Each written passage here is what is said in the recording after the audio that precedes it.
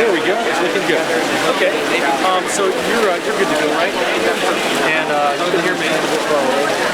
Okay. Nice to see you. No, you're actually probably take one more step forward. Better? And then find the phone space. Oh yeah, go ahead and hold the sign off to the side. There we go. All right, so go ahead and tell me your name and how you spell it. My name is John Mitchell. Same way the Attorney General who went to prison under Nixon. Johnmitchell. Right. John, how old are you?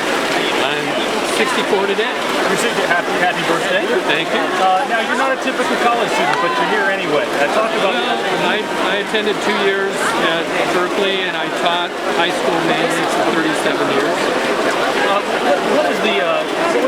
What's so special about being here today? I mean, you're here sort of watching history happen, right? I've been wondering for years why there weren't thousands of people in the street. You know, and it's both parties are, in my belief, owned by the corporations. Bill Clinton got rid of the Glass-Steagall Act, and then George Bush took it as far as he could, and the world has paid the price since. And I'm here because, having taught school for 37 years, I'm really concerned about what's happening to the students. We moved from high school into higher education. We're supposed to be afraid. We're supposed to be afraid of Muslims. We're supposed to be afraid of Arabs. We're supposed to be afraid of farm workers. We're supposed to be afraid of the Occupy movement. The current system operates on fear. They try to get us all afraid, try to make us believe that we've got to watch out for the enemy. I think maybe the enemy's up above in those helicopters. If I were an Afghani, I'd be worried right now because they fire rockets into groups of people, and whoever gets killed is called a terrorist. And I'm tired of that. Yeah, no, and of today, what we're seeing today. Well, finally, I believe that I've been wrong for a few years. I thought no one was paying attention. I think actually what happened in Cairo over the winter and the subsequent movements in the Middle East woke up Wisconsin in February, and then I think finally people decided it's time for us all that are not happy with the direction the United States is going to do our patriotic duty, to go out and defend America against the super rich who control our media, who control our foreign policy, who commit horrendous crimes in the third world in the name of corporate profit, and it's supposed to help us, but all they're doing is offshoring jobs. And they are not job creators, they are leeches taking the wealth of America. So it's a patriotic thing to do here. If I had a third arm, I'd have a flag with me.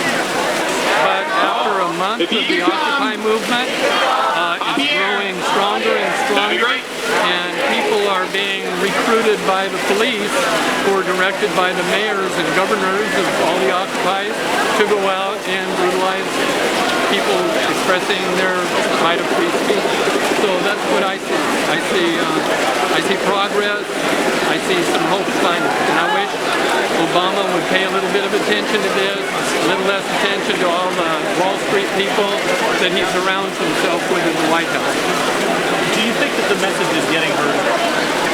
It's got to be getting heard, but I hear a lot of denigrating of what the message, you know, we're not believable because we don't have leaders that can be identified. I think the fact that we don't have leaders that can be identified is the scary part for the establishment, because they can't start investigating them and telling about all their personal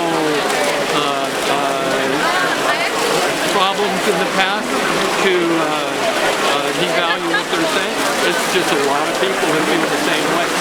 There's something special about the fact that this whole Occupy movement is based on this mass direct democracy.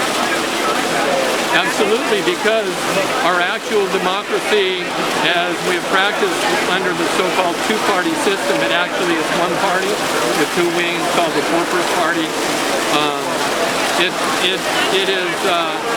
It is consciously rejecting that that structure, because I think they've realized that most Americans are really concerned about what's going to happen to their kids and their grandkids. And we don't have a sustainable economy, and capitalism is practiced in the United States. I think maybe there are revisions that could be made, but it's not working. In fact, it's totally destructive, and I think the super wealthy understand that, and they're trying to grab everything they can while the grabbing is good. Okay, in 10 seconds, describe to me what is historic about this story. Well, I'm hoping that our grandkids will study this when they go to school, about when we changed from being predators of the rest of the world, corporations being predators of the resources of the world, to recognizing that we have to have a sustainable economy that will not destroy this planet. Do you think that this is the start of actual change? I hope so. I'm not confident enough to say I think this is it, but I really hope it is. What would make you optimistic? Next week there'll be twice as many people out doing this, and in a month it would be 4 times as much, and 8. It's called a geometric progression. That would make me feel good. Do you think that this movement is growing in size and momentum? I do. The corporate media is trying to say that it isn't. They're focused. One guy gets killed in Oakland, and they say, okay, we got to close the camp down because that was within 100 yards of the camp. We got to close it down. That was, I think, the 109th person killed in Oakland, and I never heard them blame that on anything. Except in this one case, it's the Occupy fault. But actually, the Occupy people tried to break up the fight. They've been feeding and providing shelter for those people. They're trying to do what they can to discourage it, but I don't think they understand how little faith most Americans have that the wealthy are going to trickle anything down on us except what we normally associate trickling with. Okay? Thank you. Appreciate it. You're welcome. Thank you. Great meeting you.